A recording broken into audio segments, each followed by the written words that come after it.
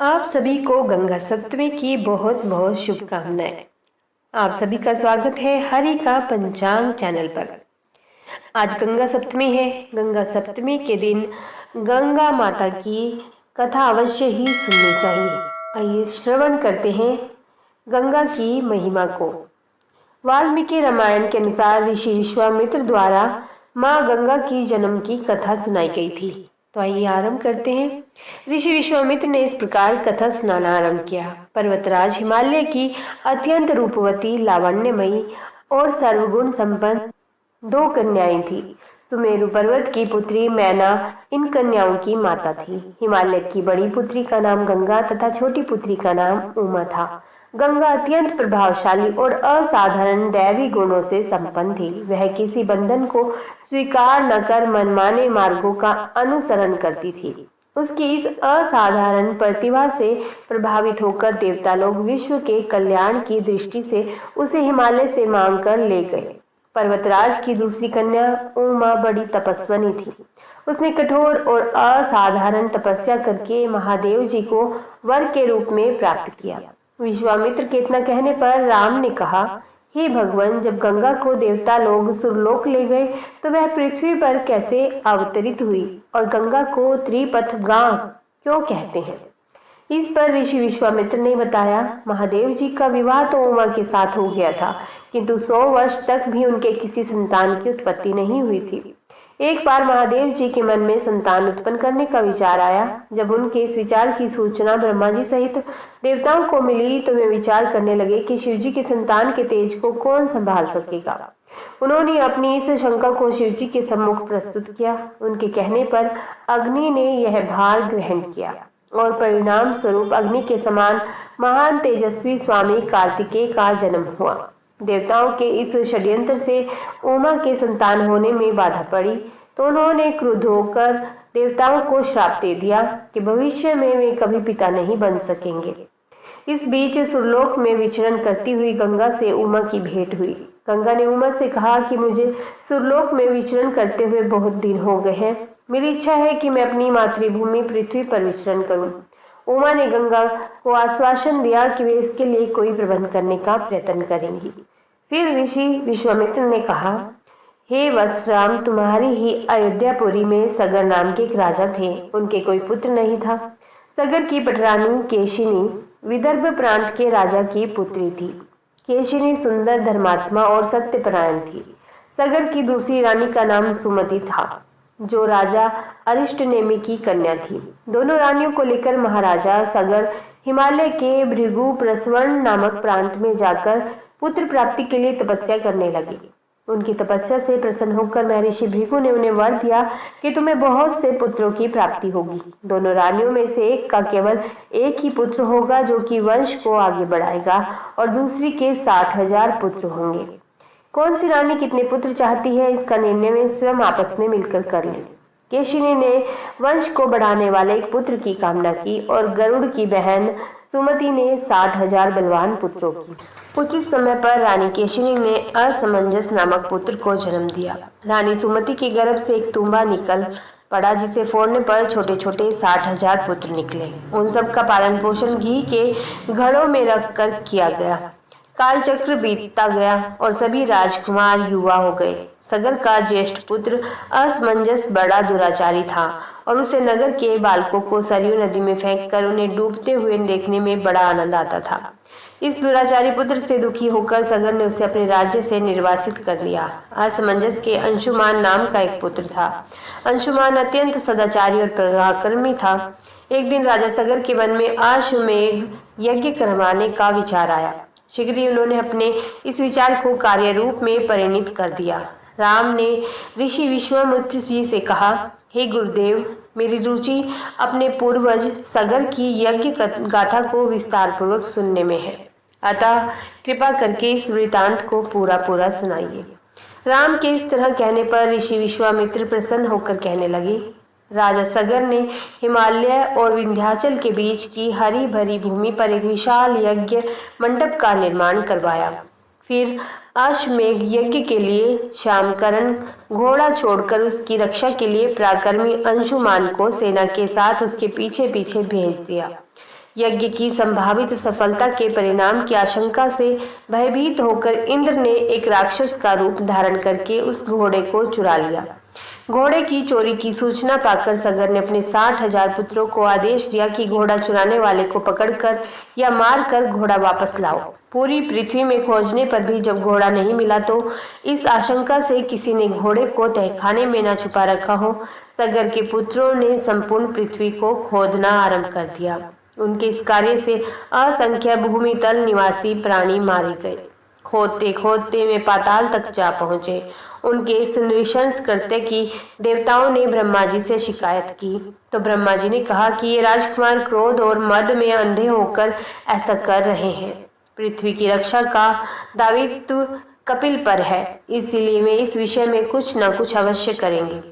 पूरी पृथ्वी को खोदने के बाद भी जब घोड़ा और उसको चुराने वाला चोर नहीं मिला तो निराश होकर राजकुमारों ने इसकी सूचना अपने पिता को दी।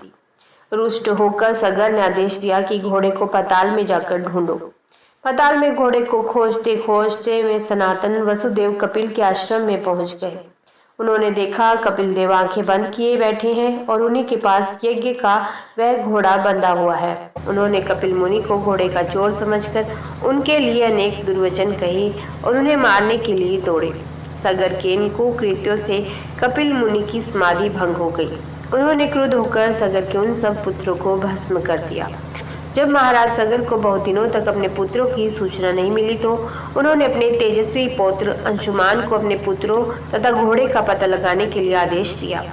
वीर अंशुमान शस्त्र अस्त्रों से सुसज्जित होकर उसी मार्ग से पाताल की ओर चल पड़ा जिसे उसके चाचाओं ने बनाया था।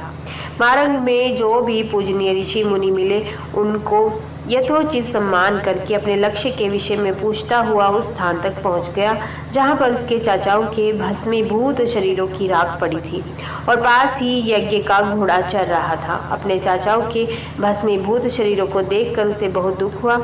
उसने उनका तर्पण करने के लिए जलाशय की खोज की, किंतु उसे कहीं जलाशय दिखाई नहीं पड़ा। तभी उसकी दृष्टि अपने चाचाओं के मामा गरुड़ पर पड़ी। उन्हें सादर प्रणाम करके अंशुमान ने पूछा कि बाबा जी, मैं इनका तर्पण करना चाहता हूँ। पास में यदि कोई सरोवर हो तो कृपा करके उसका पता बताइए। यदि आप इनके मृत्यु के विषय में कुछ जानते हैं तो वह भी मुझे बताने की कृपा कीजिए।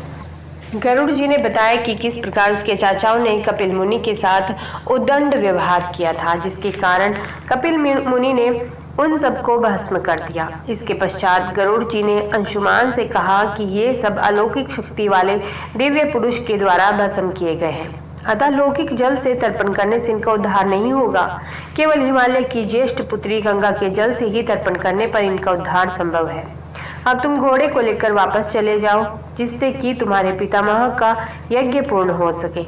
गरुड़ जी की आज्ञा अनुसार अंशुमान वापस अयोध्या पहुंचे और अपने पितामह को सारा वृतांत सुनाया।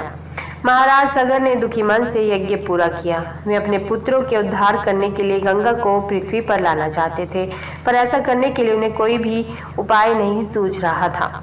थोड़ा रुककर ऋषि विश्वामित्र जी ने कहा, हे महाराज, सगर के देहांत के पश्चात अंशुमान बड़ी न्यायप्रियता के साथ शासन करने लगे।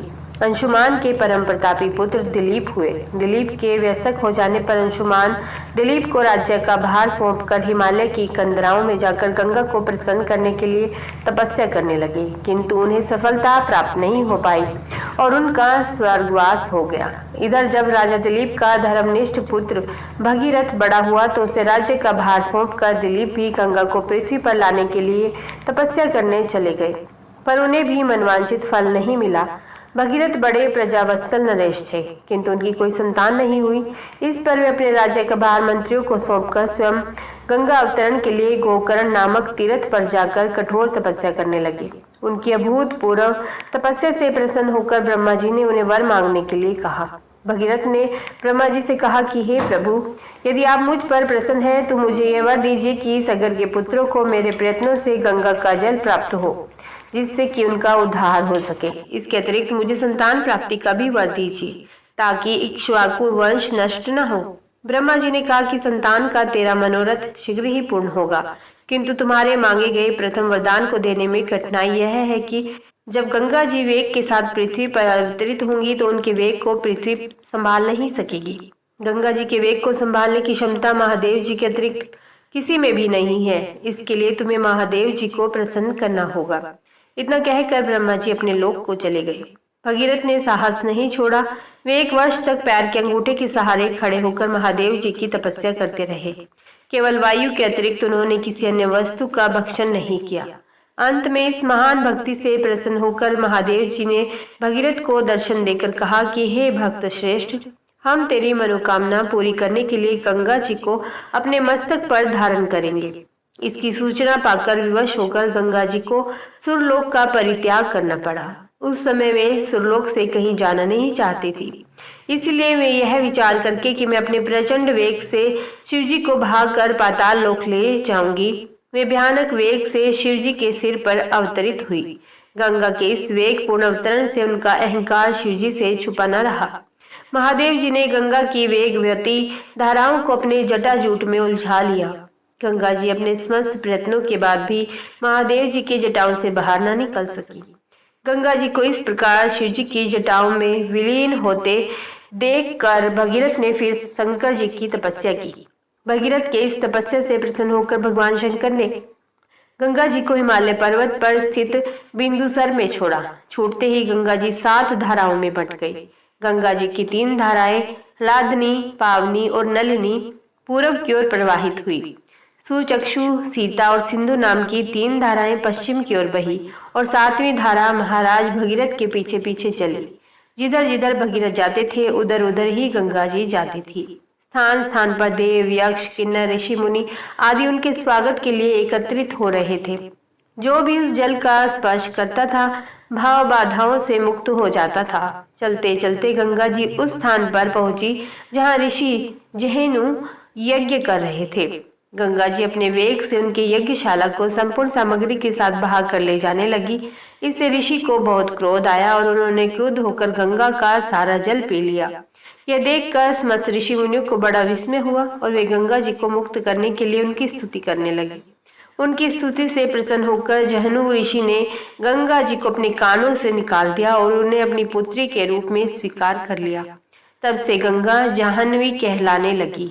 इसके पश्चात में भगीरथ के पीछे चलते चलते समुद्र तक पहुंच गई और वहां से सगर के पुत्रों का उद्धार करने के लिए रसातल में चली गई। उनके जल के स्पर्श से भस्मीभूत हुए सगर के पुत्र निष्पाप होकर स्वर्ग गए।